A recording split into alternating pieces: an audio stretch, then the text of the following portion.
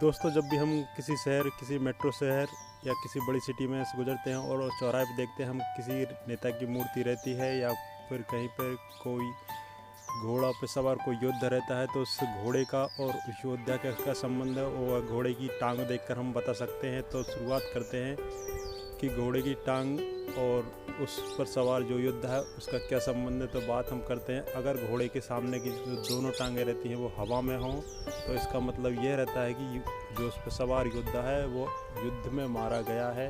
आप कभी भी इस बात को गौर कर सकते हैं, गूगल भी कर सकते हैं। अगर घोड़े की दोनों टांगें हवा में हैं तो इसका मतलब ये है कि योद्धा जो है वो है युद्ध में मारा गया है। और अगर हम बात करें, अगर घोड़े की एक टांग हवा में है तो योद्धा युद्ध के बाद मरा, लेकिन उसकी मुख्य वजह युद्ध में लगे घाव थे। तो ये भी काफ़ी इम्पोर्टेंट बात है और गौर करने वाली बात है। अगर घोड़े की एक टांग हवा में है तो योद्धा युद्ध के बाद मरा है, लेकिन उसकी मुख्य वजह है वो युद्ध में लगे घाव है। और अगर हम बात करें तो घोड़े की चारों टांगें अगर ज़मीन पर हैं तो इसका मतलब प्राकृतिक कारणों से मरा है, उसका युद्ध से कोई लेना देना नहीं है।